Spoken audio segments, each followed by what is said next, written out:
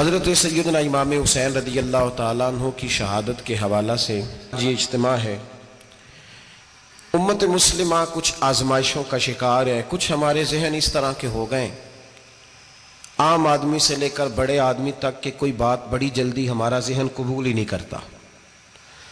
کسی دوسرے کی طرف جانا یا کوئی اور بات کرنا یہ تو بڑی لمبی بات ہے، عام جو سادی باتیں ہیں وہ بھی ہمارے ذہن مشکل سے قبول کرتے ہیں، چونکہ شکوک اتنے ڈال دیے گئے ہیں، شک اتنا پیدا کر دیا گیا ہے، تفریق اتنی ہے، بدگمانی اتنی ہے، بری سوچ اتنی زیادہ ہے، بڑی مشکل ہے لوگوں کا کچھ چیزوں کو قبول کرنا۔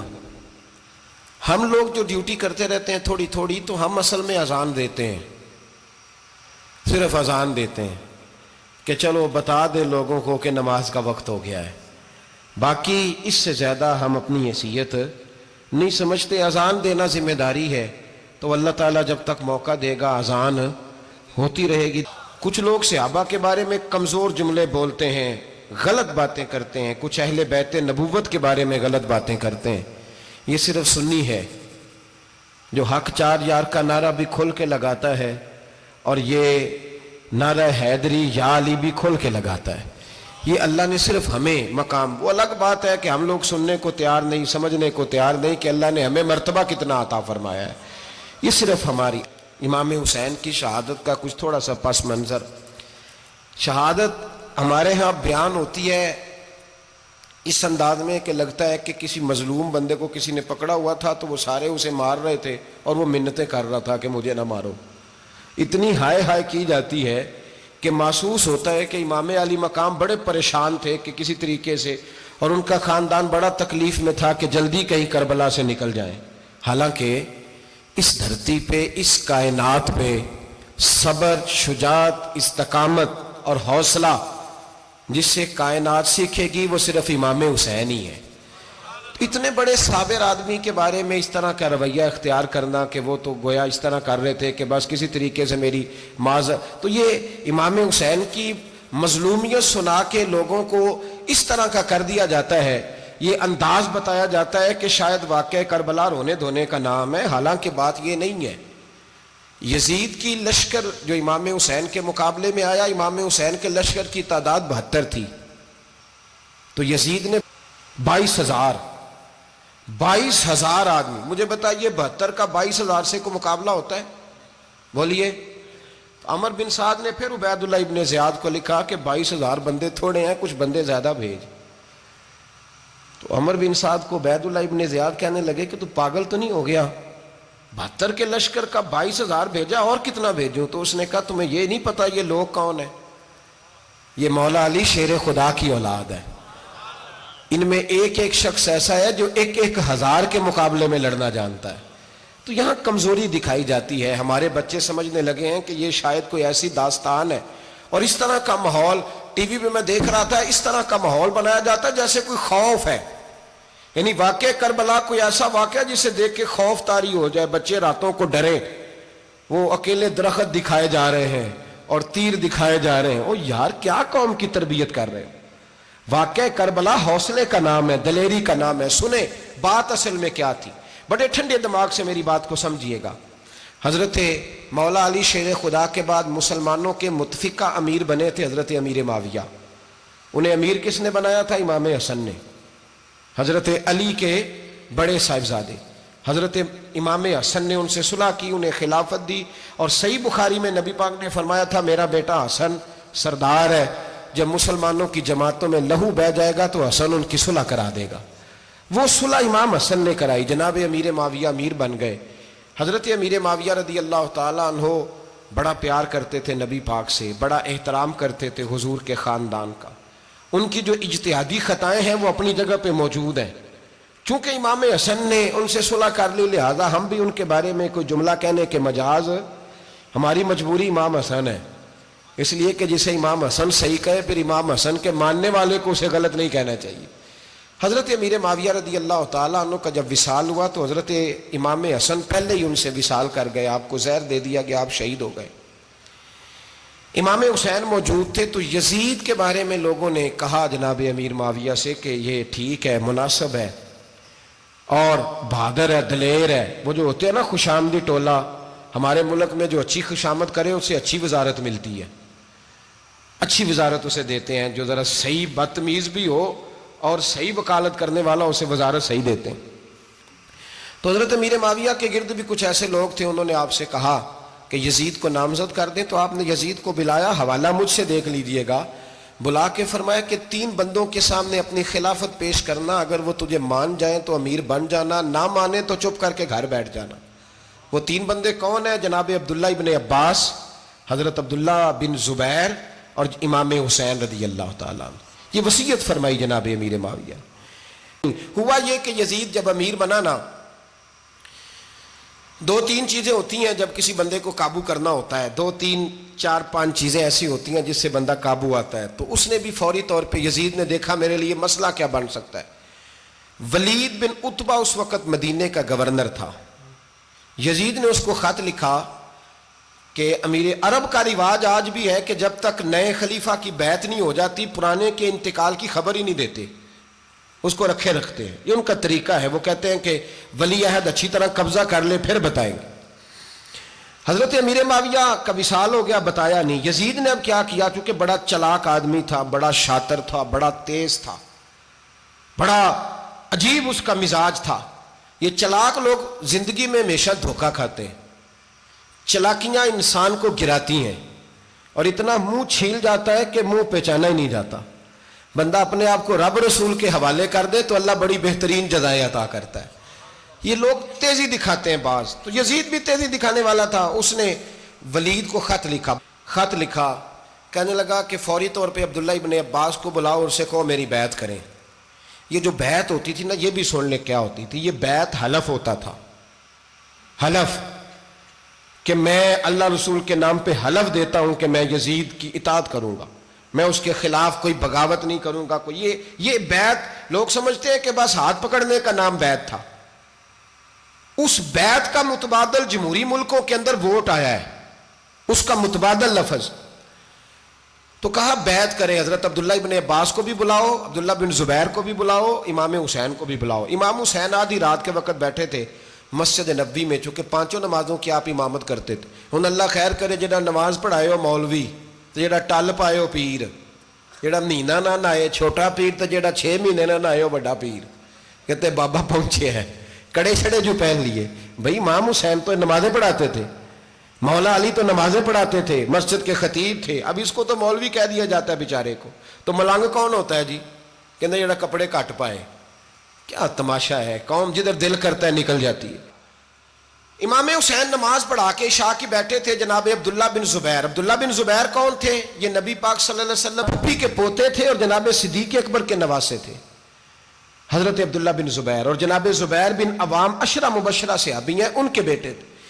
بہت زیرک آدمی تھے. یہ بھی امام حسین کے پاس بیٹھے تھے. عبداللہ ابن عباس بھی تھے جو حضور کے چچا کے بیٹے ہیں، اس امت کے پہلے مفسر ہیں قرآن پاک. یہ لوگ بیٹھے تھے. تو ولید نے ایک بندہ بھیجا، اس نے آ کے کہا جناب آپ کو گورنر صاحب نے بلایا ہے. تو عبداللہ بن زبیر کہنے لگے حسین اس وقت بلانے کی بات سمجھ میں نہیں آئی. تو امام حسین بڑے بصیرت والے تھے، اللہ نے بصیرت دی تھی. کہنے لگے عبداللہ آپ کو سمجھ نہیں آئی، مجھے سمجھ آ گئی ہے، امیر معاویہ وصال کر گئے اور یہ ہمیں جو بلایا گیا ہے نا یہ یزید کی بیعت کے لیے بلایا گیا ہے. تو کہا پھر آپ آدھی رات کو نہ جائیں، آپ کے لیے خطرہ ہوگا. تو امام حسین فرمانے لگے خطرہ حسین کو نہیں ہوتا، حسین کو خطرہ نہیں. کہا پھر بھی آپ مہربانی کریں ذرا احتیاط سے جائیں. تو جناب عبداللہ ابن زبیر نے، عبداللہ ابن عباس نے 14 بندے نیزے دے کے تلواریں دے کے امام حسین کے ساتھ بھیجے اور کہا کہ امام حسین اگر اس نے کوئی غلط ملت بات کی نا، زبردستی بیعت کرنے کا کہا، تو آپ بس کوئی ایک بات اونچی آواز میں کر دینا، یہ سپاہی پیچھے آ جائیں گے. امام حسین ان 14 بندوں کو لے کے گورنر ہاؤس پہنچ گئے. جب آپ وہاں پہنچے اس نے بتایا، اس نے کہا جی حضرت امیر معاویہ انتقال کر گئے اور آپ نے یزید کی بیعت کرنی ہے. تو امام حسین فرمانے لگے میں چھپ کے بیعت نہیں کروں گا. مجمع لگاؤ، جمعے والے دن اعلان کرو، جو طریقہ ہے حضرت ابو بکر صدیق کا، جو طریقہ ہے حضرت عمر فاروق کا، جو انداز حضرت عثمان غنی کا ہے، جو مولا علی کا ہے، سر عام اعلان کرو. اگر ساری دنیا یزید کی بیعت کرے گی تو میں بھی تیار ہوں. تم مجھ سے بیعت لے کے پھر لوگوں کو بتانا چاہتے ہو کہ حسین بیعت ہو کر رہے ہیں تو تم کیوں نہیں کر رہے؟ میں عام آدمی نہیں ہوں لہذا چھپ کے بیعت نہیں کرتا. جب یہ بات کی نا تو ولید بڑا نرم دل تھا اور امام حسین کی شان کو جانتا تھا. وہ جانتا تھا یہ نبی پاک کا خاندان ہے. اس نے کہا جی مجھے تو حکم تھا، باقی آپ حضور کے نواز ہیں، میں کر کچھ. وہاں ایک بڑا بدبخت شخص بیٹھا تھا، عبد الملک بن مروان. وہ ولید سے کہنے لگا کہ اگر حسین آج تمہارے ہاتھ سے نکل گئے تو تمہارے لیے بہت بڑا مسئلہ کھڑا ہو جائے، انہیں جانے نہ دینا، یا بیعت کراؤ یا ان سے کہو جنگ کے لیے تیار ہو. تو امام حسین رضی اللہ تعالیٰ عنہ کے کانوں میں آواز گئی تو فرمانے لگے، ابن مرجانہ اگر تیرے اندر جرت ہے تو آ سامنے حسین کے، اس کے کانوں میں باتیں نہ کر، کانا پھوسی نہ کر، باہر آ میدان میں، شرارت نہ کر، باہر آ، میں تمہیں ابھی بتاتا ہوں کہ حسین سے مقابلہ کرنے کا انجام کیا ہے. یہ کہہ کہ امام حسین باہر نکلے، اپنے بھائی محمد بن انفیہ کو بلایا، عبداللہ بن زبیر، عبداللہ ابن عباس، ڈھیر سارے لوگ اکٹھے ہو گئے. فرمایا یہ معاملہ ہے، اب کیا کرنا ہے. یاد رکھیں ووٹ برادری کا نہیں ہوتا، ووٹ برادری کا نہیں، ووٹ دین کا ہوتا ہے. جو بندہ دین کے، ملت کے، مذہب کے معیار پہ پورا نہ ہوتے اسے حکمت کے تحت بھی ووٹ دینا جائز. ہاں یہ بات سچی ہے تو بہرحال سچی ہے، یہ یاد رکھ لے. ہمارے ووٹ سے کوئی ایم این اے، ایم پی اے جتنے ظلم کرے گا، ووٹ دینے والا اس کے ظلم میں شریک ہوگا، بالکل 100%. یہ لکھ لیں بات. ہم اس وقت بڑی جلدی، پتہ نہیں ہمیں کیا مسئلہ ہو جاتا ہے، اتنا اتنی مصیبت انہیں نہیں بنی ہوتی، نہیں یہاں بنی ہوتی ہے. خدا کا خوف کریں. امام علی مقام ووٹ ہی مانگ رہا تھا نا یزید، اور پھر اس نے بڑے بڑے لالچ دیے. اس نے کہا کہ آپ 5-4 صوبے ہیں جس کی گورنری مرضی رکھ لیں، دولت آپ کی مرضی کی. تو پھر آج ہمیں بھی لوگ مشورہ دیتے ہیں، کہتے ہیں مسجد میں سیاست نہیں ہونی چاہیے. میں نے کہا کیا کریں، یہ امام حسین ہمیں مجبور کر گئے، کوئی نہ کوئی بات کرنی پڑ ہی جاتی ہے. امام علی مقام نے فرمایا چھپ کے ووٹ کی بات، بیعت کی بات نہیں ہو سکتی. آپ نے جا کے لوگوں سے مشورہ کیا تو وہ کہنے لگے حضور وقت ابھی مناسب نہیں ہے، آپ اس طرح کریں یہاں رکے، ہم مکے سے، عراق سے، کوفے سے لوگوں کو بلاتے ہیں، یہاں ایک بڑی مجلس مشاورت قائم کرتے ہیں. امام حسین فرمانے لگے اگر تم مشاورت قائم کرو گے تو ولید اور عبد الملک بن مروان وہ تو جنگ کرنے کو تیار ہیں، اور نبی پاک نے فرمایا ایک مینڈا ہوگا جس کی وجہ سے مدینے کی گلیوں میں لہو بہے گا. فرمانے لگے میں وہ بکرا، وہ مینڈا نہیں بننا چاہتا. کہا پھر آپ کیا کریں گے؟ تو امام حسین رو پڑے، فرمانے لگے میں مدینہ چھوڑ جاؤں گا لیکن مدینے کی حرمت پامال نہیں ہونے دوں گا. امام علی مقام آدھی رات کے وقت نکلے. سیدہ فاطمہ کا دروازہ ایک اس دن تھا جس دن حضرت مولا علی کوفے چلے گئے تھے، اور دوبارہ آج تالا لگا جب امام حسین نکلے.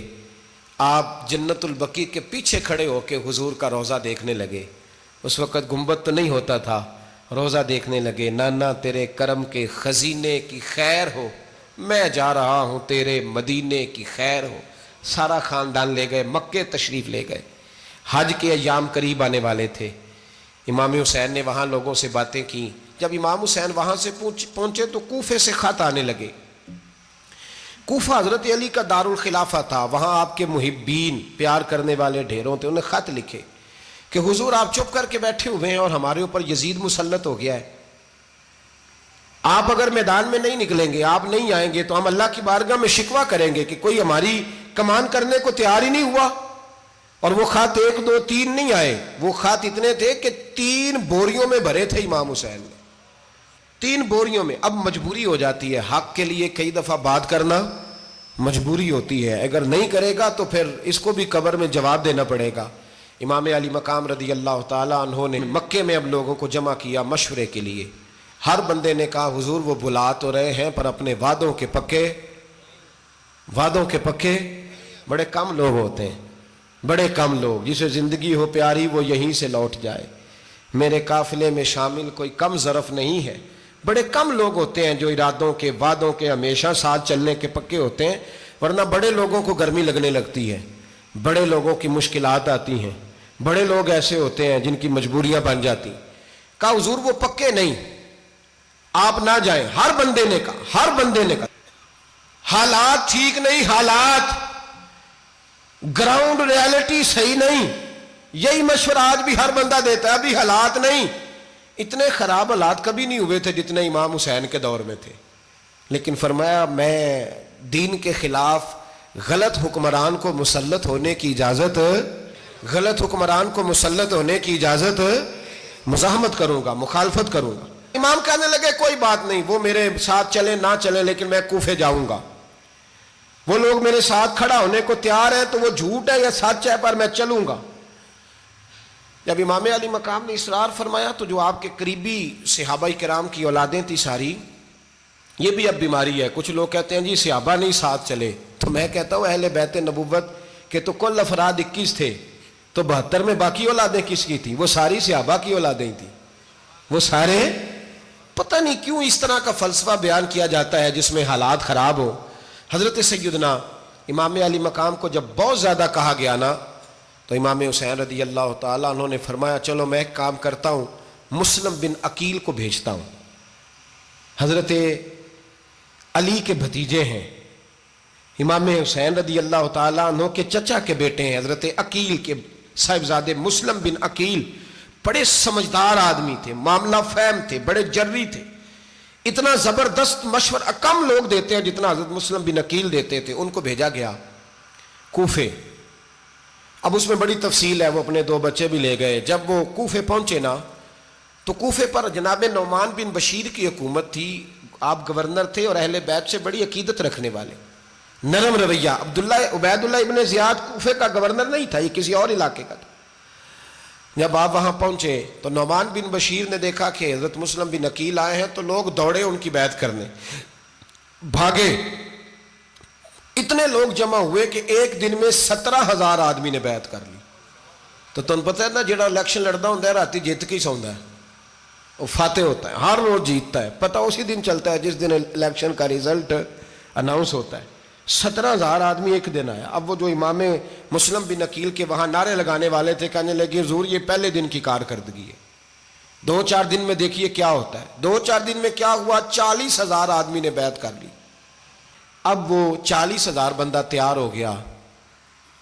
ادھر سے جو یزید کے وفادار تھے انہوں نے خط لکھا یزید کو کہ تو نے بڑا نرم آدمی گورنر بنایا ہے اور 40,000 بندہ چلا گیا حسین کی طرف، اگر ایک دن مسلم بن عقیل اور رہے تو جو تمہارا گورنر بیٹھے ہیں نا جناب نعمان بن بشیر، ان کو گورنر ہاؤس سے نکال کے مسلم بن عقیل قبضہ کر لیں گے، تو چپ کر کے بیٹھا ہے۔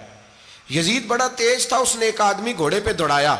عبید اللہ ابن زیاد ایک اور علاقے کا گورنر تھا پر بڑا ظالم سا بدماش تھا، بڑا سخت گیر آدمی تھا۔ اس کو کہا کہ تو پہلے ایک صوبے کا گورنر ہے، جا تجھے دوسرا صوبہ بھی دیا۔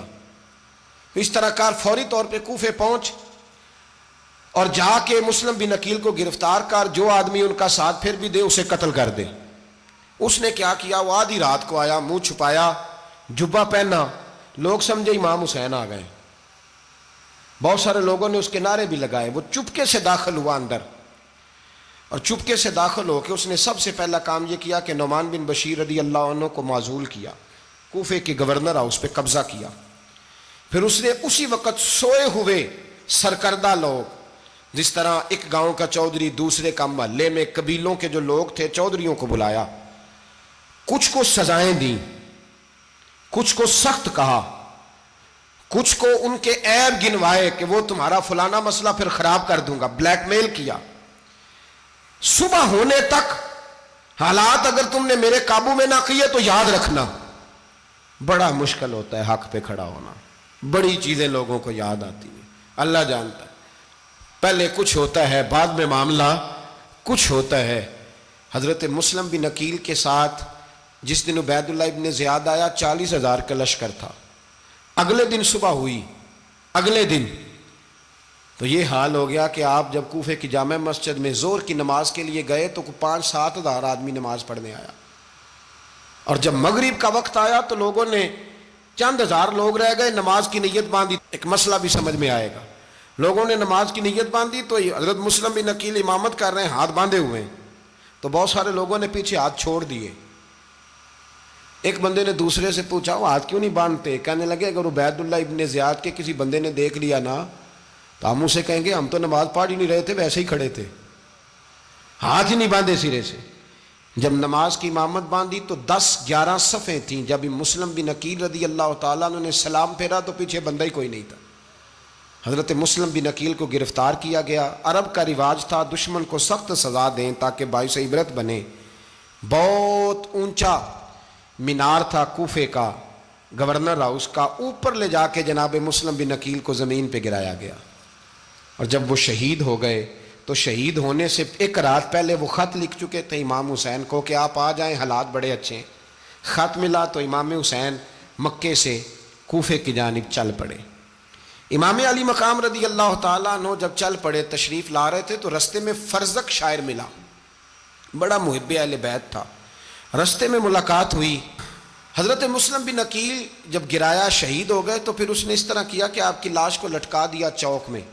लोग देखते थे तो औरतें बच्चों को कहती थी तूने बाहर नहीं निकलना, हमने नहीं इमाम हुसैन के साथ चलना, बस बस बड़ा खौफ है, कोई बंदा ना बाहर निकले, कोई नहीं ज़रूरत हमें, हालात बेहतर होगी तो देखी जाएगी। आज कितने लोग हैं, कितनी देगें पकी, कितनी न्याजें बटी, क्या कुछ हुआ।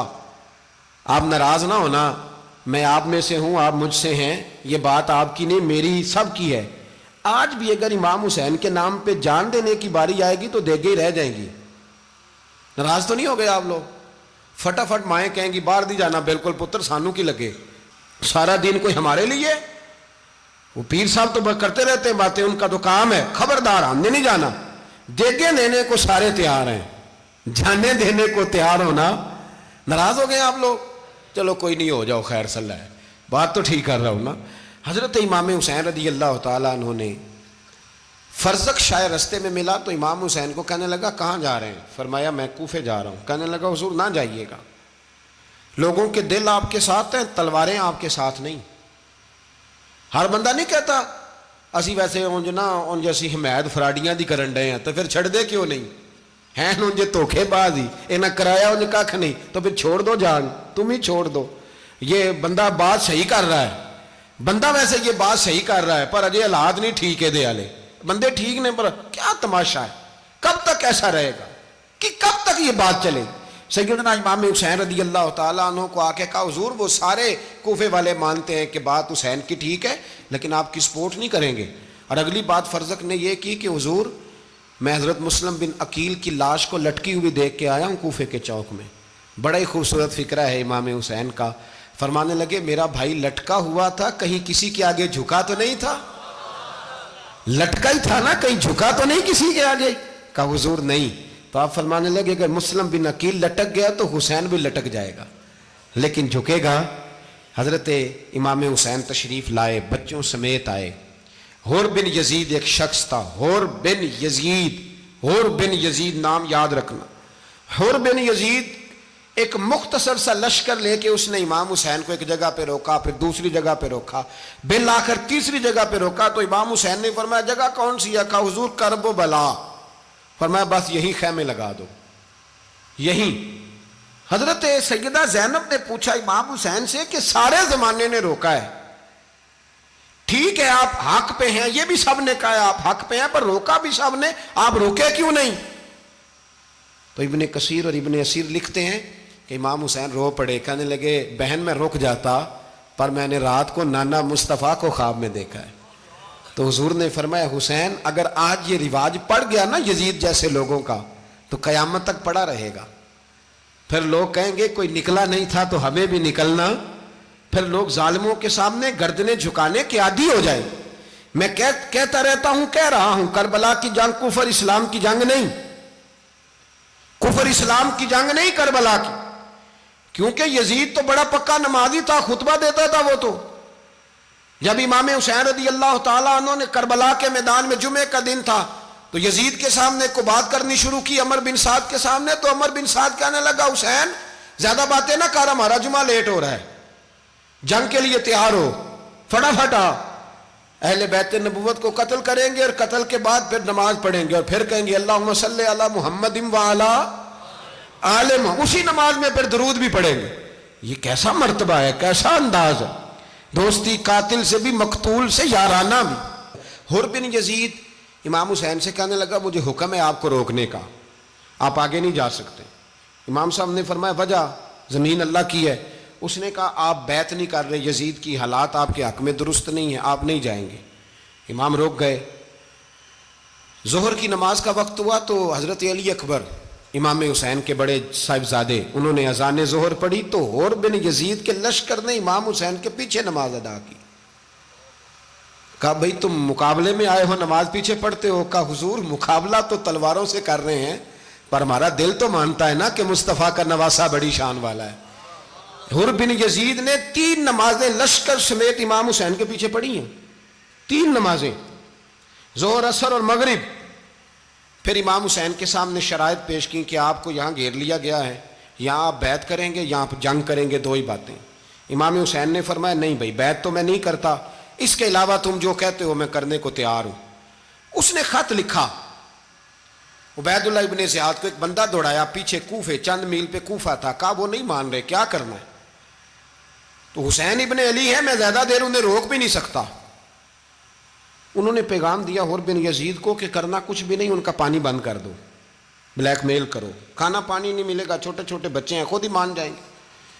حضرت امام علی مقام کے بارے میں حر کے پاس جب یہ پیغام آیا تو حر کہنے لگا میری طبیعت نہیں مانتی حسین پر پانی بند کروں، دل نہیں مانتا۔ جب یہ لفظ کہے نا دوبارہ تو پھر عبید اللہ ابن زیاد نے عمر بن سعد کو 10,000 آدمی دے کے بھیجا، کہا حر بن یزید لچک دکھا رہا ہے حسین کے حق میں۔ ایک رے کا علاقہ تھا، بڑی وہاں فصل ہوتی تھی، لوگ کوشش کرتے تھے وہاں کا گورنر بننے کی، کوشش کرتے تھے۔ تو عبید اللہ ابن زیاد کہنے لگا تمہیں رے کی گورنری ملے گی، سب سے سرسبز و شاداب علاقہ، تمہیں وہاں کا گورنر بنایا جائے گا اگر حسین کے خلاف لڑو گے۔ یہ اتنی زبردست ہوتی ہیں گورنریاں کہ گورنریوں کے لیے لوگ نسل رسول کے خلاف بھی نکل آتے ہیں، یہ اتنی تگڑی ہوتی ہیں، اتنی جلدی وفاداریاں بدلتی ہیں۔ امام حسین کو روک لیا گیا، عمر بن سعد نے روک لیا۔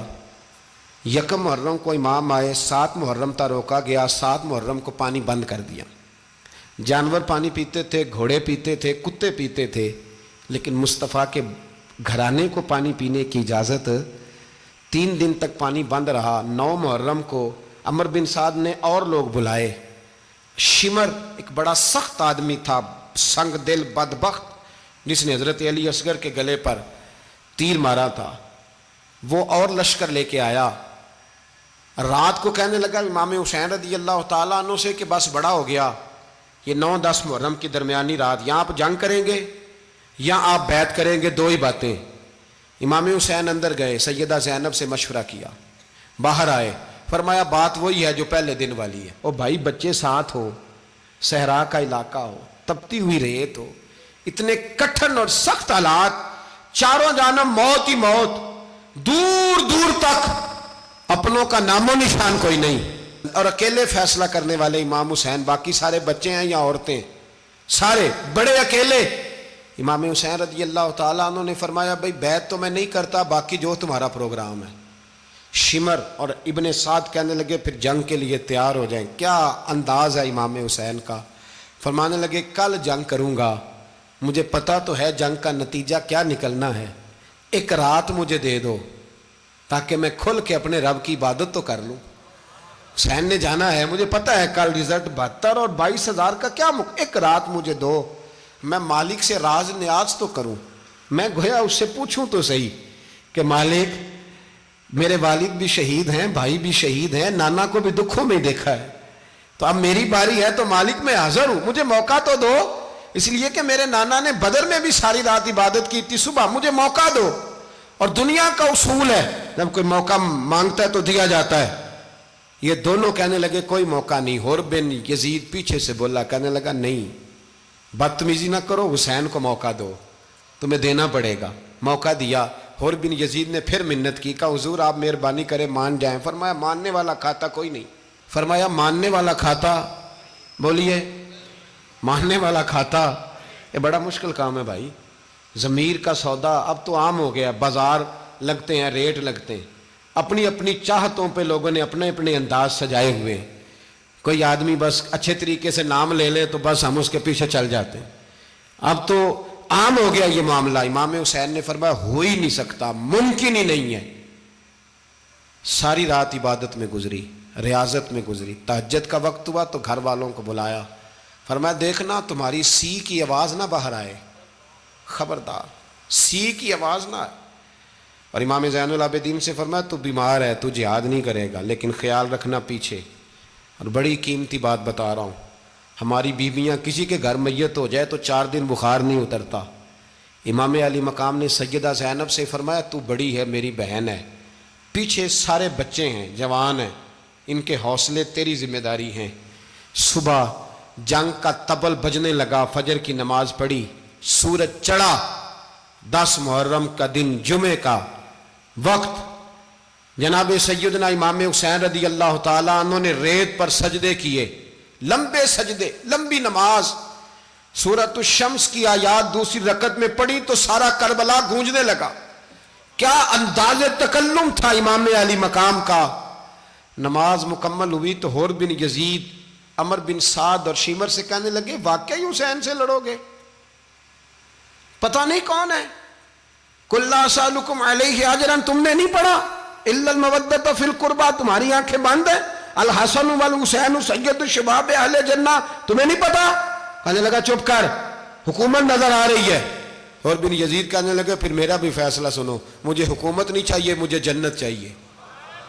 حکومت نہیں چاہیے۔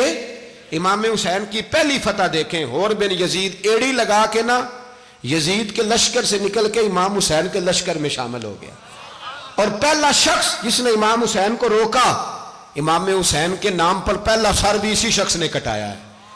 لیکن یزید کی قبر پہ لعنت بھی کوئی نہیں برساتا، اس کا محل تھا بہت بڑا، لیکن جب لوگ کربلا میں امام حسین کو سلام کرنے جاتے ہیں تو قدموں میں حور بن یزید کا مزار بھی بنا ہوا ہے، اس کو بھی سلامی دی جاتی ہے۔ اور اب ہم اکیلا حور بن یزید نہیں کہتے، ہم کہتے ہیں حور بن یزید رضی اللہ تعالیٰ۔ اب ہم اتنی تعظیم کرتے ہیں اس حور کی۔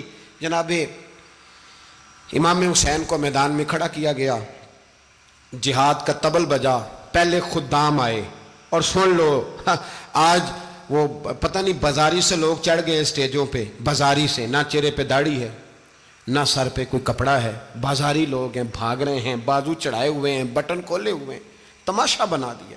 سننے والوں کا بھی اللہ ہی حافظ ہے، وہ سٹیج پہ اہل بیت کی شان بیان کرتا ہے، بھاگ کے ادھر جاتا ہے، یہ کوئی طریقہ ہے؟ سننے والوں کا بھی عجیب انداز ہے، ہر بندے کو سننے بیٹھ جاتے ہیں۔ دین مہذب ہے، تہذیب والا ہے، دلائل رکھتا ہے، دین وقار رکھتا ہے، ایسے لوگ اب دین بیان کریں گے؟ حضرت سیدنا امام حسین رضی اللہ تعالیٰ عنہ صبح جب جہاد کا وقت آیا، پتہ ہے کون کون تھے کربلا میں؟ امام حسین کے ساتھ امام حسین کے 4 بھائی تھے کربلا میں۔ کتنے؟ بول کے بتائیں۔ حضرت علی کے 4 بیٹے، عباس بن علی، جن کو حضرت عباس کہا جاتا ہے نا، علمدار، یہ حضرت علی کی دوسری زوجہ میں سے عباس بن علی بھی تھے، اور ابو بکر بن علی بھی تھے، عمر بن علی بھی تھے، عثمان بن، یہ حضرت علی کے بچوں کے نام ہیں۔ یہ آپ کے شہزادے امام حسین کے ساتھ شہید ہوئے، ان کا نام صرف اس لیے نہیں لیا جاتا کہ ان کا نام خلفائے ثلاثہ کے نام پہ، حضرت علی نے اپنے یاروں کے نام پہ رکھا ہے، تو تم نے کربلا کے میدان سے خارج کر دیا۔ یہ تینوں شہزادے حضرت جناب سیدنا امام حسین کے ساتھ تھے، یہ بھی شہید ہوئے۔ حضرت جناب زینب امام حسین کی سگی بہن ہے، ان کے 2 بچے تھے، اون و محمد۔ جب امام حسین میدان میں جانے لگے تو جناب زینب بچوں سے کہنے لگی نہ، پہلے بھائی نہیں جائے گا، پہلے بھانجے جائیں گے۔ 2 بچے شہید ہوئے۔ حضرت قاسم بن حسن امام حسن کے بیٹے تھے، وہ جب میدان میں جانے لگے تو امام حسین نے کہا نہیں بھائی تو نہیں جائے گا، تو میرے بھائی کی نشانی ہے، میں جاؤں گا۔ تو حضرت قاسم بن حسن نے ایک تعویذ کھول کے دیا کہ ابا جی میرے والد نے کہا تھا جب بڑی مشکل آ جائے تو تعویذ کھول کے دیکھنا، تو آج بڑی مشکل آئی ہے تو میں نے تعویذ کھولا ہے، تو یہ دیکھیں کیا لکھا ہے، یہ تو رکا ہے، تعویذ ہے ہی نہیں۔ جب کھول کے دیکھا تو اس پہ لکھا تھا قاسم اگر حسین پہ کوئی کڑا وقت آ جائے تو بیٹا کے آگے آگے رہنا، اگر کڑا وقت میرے بھائی پہ کبھی آ جائے نا دیکھنا اس کے آگے آگے چلنا، اسے حسن کی کمی نہ محسوس ہو، پائیاں جہاں ساک نہیں کوئی جے وچ خار نہ ہوئے۔ سیدنا امام حسین پہلی دفعہ کربلا میں اس وقت روئے جب یہ رکا، آپ نے دیکھا تو فرمایا ٹھیک ہے، اگر حسن کی یہ وصیت ہے تو میں نے زندگی میں اگر ان کی ہر بات مانی ہے اب بھی مانوں گا، تمہیں اجازت ہے۔ جناب قاسم بن حسن 16 سال کا جوان جب میدان میں نکلے تو ہائے ہائے پتہ نہیں کہاں سے آ گئی ہے۔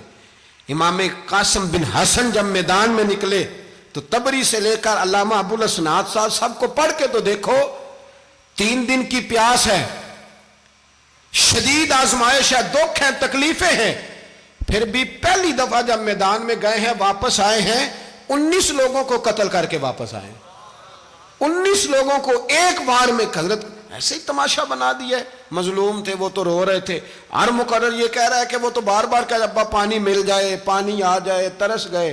خدا کا خوف کرو، یہ دلیر لوگ تھے، ان کی باتیں آج بھی پڑھ کے دلیری پیدا ہوتی ہے، دلیری پیدا ہوتی ہے، دلیری۔ سناؤ قصہ خیبر کو تمامی اپنے بچوں کو، علی کی داستان سن کے دلوں سے ڈر نکلتا ہے، علی کی داستان سن کے دلوں سے، یہ جو بچے ڈر رہے ہیں نا، وہ چمگادڑ آ گئی، کاکروچ آ گیا، یہ خوف نکل جائے گا اگر حضرت قاسم بن حسن کی بات سنیں گے۔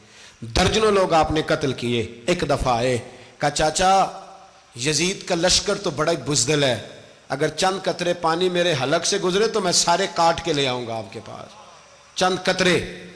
لیکن تھوڑی دیر گزری، عمر بن سعد کہنے لگا اکیلے اکیلے جاؤ گے تو علی کا پوتا ہے، یہ سب کو مار دے گا، کٹھے جاؤ۔ چاروں جانب سے تیر برسے، ایک تیر لگا آ کے گردن کے پیچھے، بس جناب سیدنا قاسم بن حسن گھوڑے سے نیچے گرے تو جناب زینب حوصلہ کر کے آنسو سمیٹ کے کہنے لگی میں دیکھ رہی ہوں پردے کے پیچھے سے حسین میرے بھائی کا بیٹا گر گیا ہے، جا اسے اٹھا کے لا۔ حضرت امام حسین ان کو اٹھا کے لائے تو امام حسین نے سینے سے لگایا ہوا تھا تو ان کے پیر، ان کا قد لگتا تھا امام حسین سے زیادہ ہے، اٹھا کے لایا، لٹا دیا گیا۔ امام حسین کے اپنے بڑے بیٹے میدان میں نکلنے کو، علی اکبر نام ہے، جب جن لوگوں نے حضور کو نہیں دیکھا تھا وہ جب کہتے نا ہم نے نبی پاک کا دیدار نہیں کیا تو بتاؤ کس طرح کے تھے، تو بتایا جاتا تھا کہ جناب علی اکبر کا دیدار کرو، ہم شبیہ مصطفیٰ۔ اور جب وہ گلیوں میں نکلتے تھے تو عورتیں چھتوں پہ چڑھ جاتی تھیں۔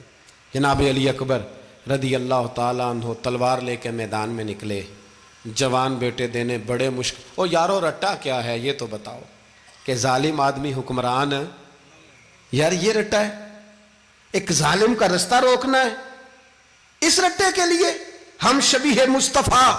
جناب سیدنا امام علی اکبر میدان میں نکلے، بڑے لوگ مارے، بڑے، پھر ایک تیر ان کے بھی گلے میں لگا، اور جب وہ گرے نا زمین پہ تو حضرت امام حسین دوڑ کے آئے، دوڑ کے، اور جب تشریف لائے تو ان کے گلے سے تیر کھینچا تو ایک جملہ لکھا ہے صاحب تبری نے، اس نے حد کر دی، کہنے لگے تیر کھینچا تو امام حسین کی آنکھوں میں آنسو آئے، کہنے لگے کاش جناب ابراہیم آج میرے سامنے ہوتے تو میں انہیں کہتا کہ آپ نے تو بیٹا ذبح کرتے وقت آنکھوں پہ پٹی باندھی تھی، دیکھو میں کھلی آنکھوں سے بچے ذبح کر رہا ہوں، کھلی آنکھوں، کاش جناب ابراہیم خلیل ہوتے تو انہیں کہتا۔ جناب علی اکبر بھی شہید ہوئے۔ حضرت علی اصغر کو تو اچانک اٹھایا تھا امام حسین، باہر نکلے تو گردن پہ تیر لگا تو 6 مہینے کا بچہ وہ بھی شہید ہوا، خون اچھالا آسمان کی طرف تو کہا مولا دیکھ لے میں نے 6 مہینے والا بھی نہیں بچایا، وہ بھی دے دیا ہے۔ پھر حضرت عباس کو بیٹیوں نے کہا کہ اب نہ، کچھ کہتے ہیں پہلے شہید ہوئے، کچھ نے لکھا بعد میں، کہ اب ہم سے پانی کے بغیر نہیں رہا جاتا، تو جناب عباس پانی کا مشکیزہ لے کے نکلے، باہر نکلے، ایک ہاتھ کٹا، دوسرے پہ مشکیزہ وہ بھی کٹا۔ دیکھ لو میں پس منظر پہ ہوں ابھی تک، میں بتا رہا ہوں کہ جہاد کس کے خلاف تھا؟ ظالم حکمران کے خلاف، ظالم کافر کے خلاف نہیں، مشرک کے خلاف نہیں۔ حضرت امام حسین رضی اللہ تعالیٰ عنہ نے ہر جگہ ایک ہی بات کی کہ یزید شرابی ہے تو بچے کٹوا دوں گا، شرابی کو ووٹ، یہ ایک نہیں، ہر کتاب میں یہی لکھا، ہر کتاب میں، اور ہر مسلک کی کتاب۔ یزید چونکہ مجرے دیکھتا ہے، رنڈیوں کا ناچ دیکھتا ہے، بچے کٹوا دوں گا، اس کے ہاتھ میں ہاتھ۔ امام حسین نے فرمایا چونکہ اللہ کی حدوں کو توڑتا ہے، حقوق اللہ پامال کرتا ہے، حدود اللہ، بچے کٹوا دوں گا لیکن اس کے ہاتھ میں ہاتھ۔ سارا دن خود مجرا دیکھنا اور 10 محرم کو 2 دیگیں پکا کے حسینی بن جانا، سارا سال خود گند مند کرنا، شرابیوں کے ساتھ رہنا، اور 10 محرم کو 2 آنسو بہا کے یاد رکھنا۔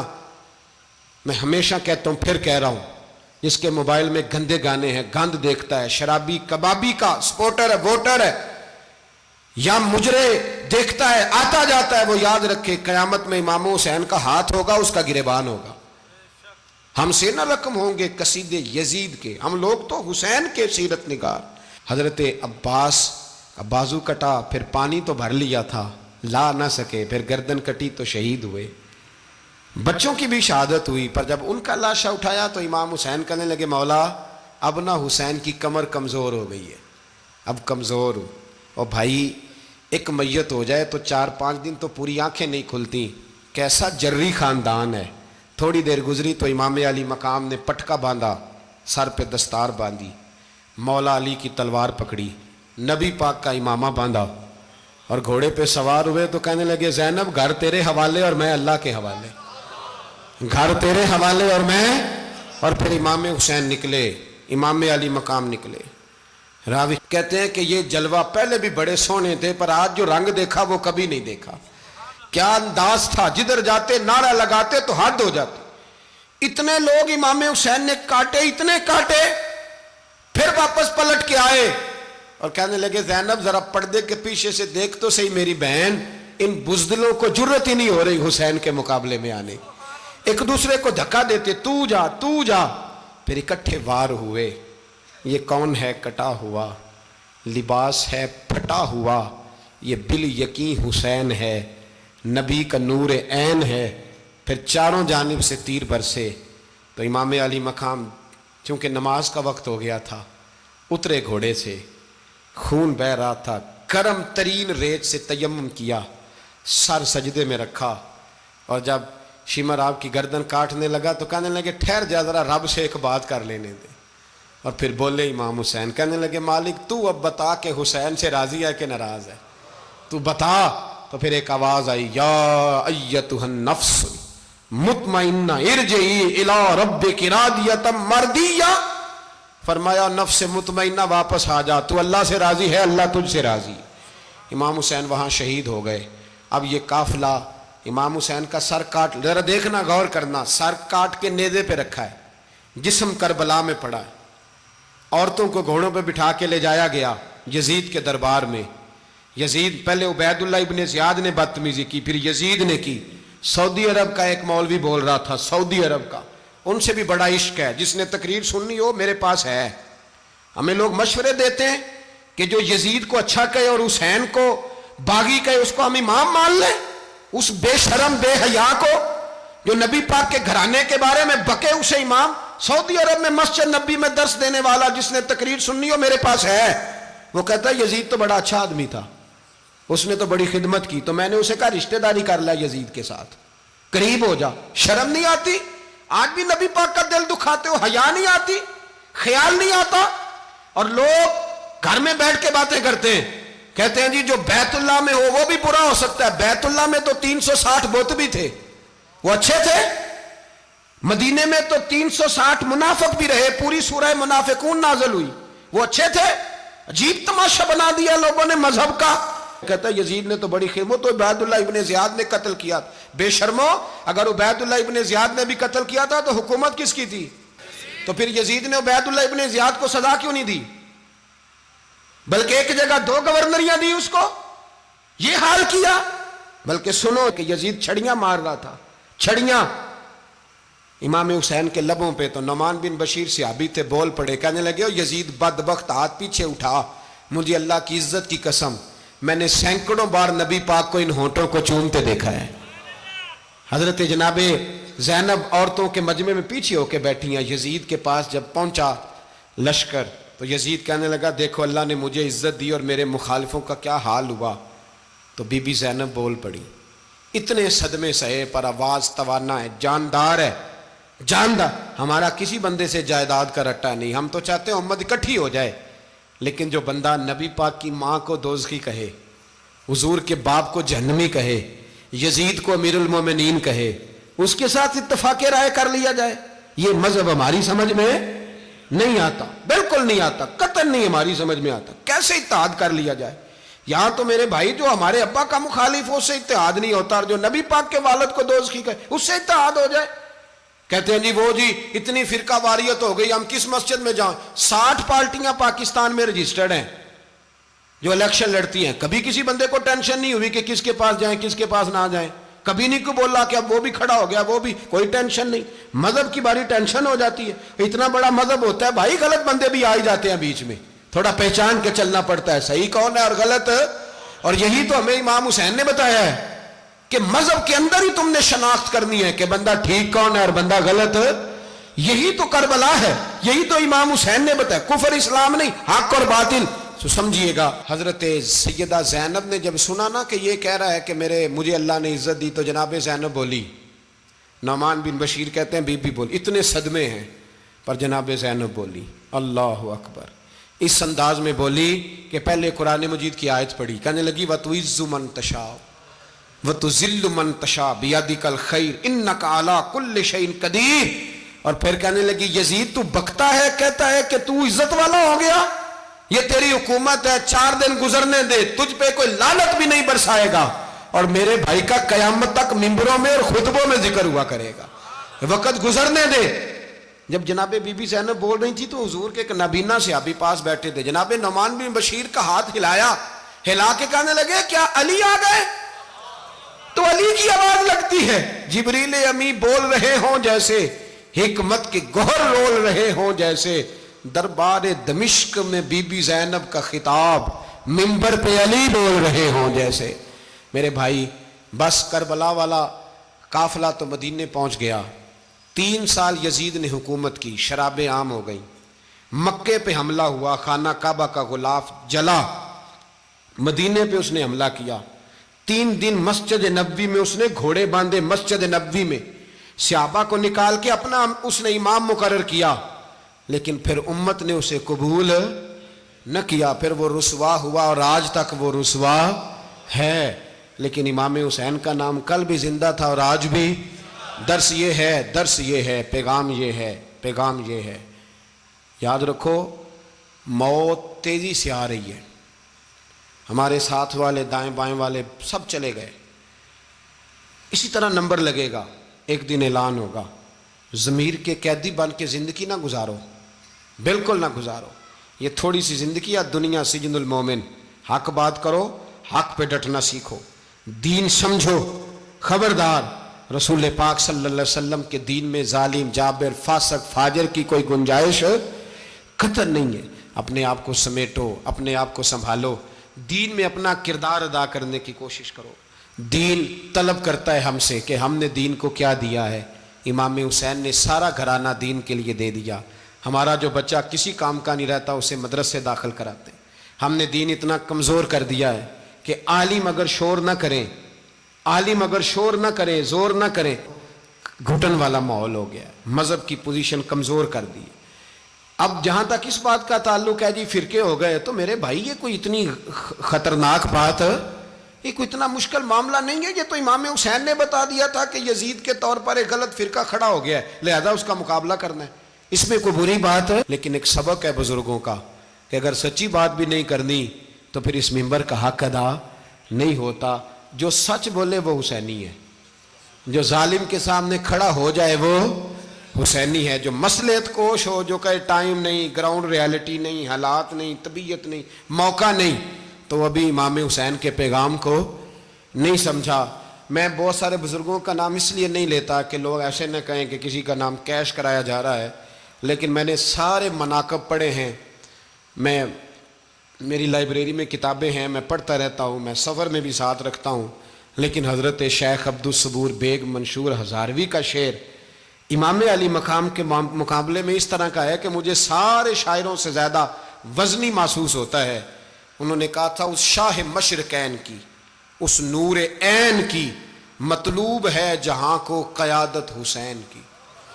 دیکھیے ذرا حسن, اور ہر سو یزیدیوں کا زمانے میں زور ہے, ایک دو جگہ پہ نہیں, ہر سو یزیدیوں کا زمانے میں زور ہے. منشور آج پھر ہے ضرورت حسین کی, آج پھر ہے ضرورت ہے, آج لوگ حسینی بنے, امام حسین کے نقش قدم پر. وہ کہتے ہیں زور ہو گیا یزیدیوں کا. یہ ہمارے بزرگ ہمیں بتا گئے. مسجد کی طرف توجہ کرو, اپنے بچوں کی نگہبانی کرو. دنیا کی زندگی اتنی مختصر ہے کہ ایک خواب لگے گا جب ہم جائیں گے دنیا, ایک خواب لگے گا. خواب تھا جو کچھ کے دیکھا, جو سنا افسانہ تھا. اہل بیت نبوت کا اسوہ عبادت ہے، ریاضت ہے، پردہ ہے، پرہیزگاری ہے، اس پر توجہ کریں۔ جن کی بچیاں سر نہیں ڈھانپتی وہ 10 محرم کو بے شک دیگ نہ پکایا کریں۔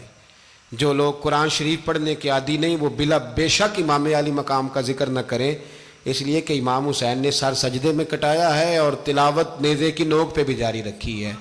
دین کے ساتھ اپنے آپ کو جوڑو، دیندار بنو، رسول اللہ کی غلامی اختیار کرو، ورنہ یہ زندگی کچھ ایسا وقت بھی لاتی ہے کہ جب زندگی بوجھ بن جاتی ہے۔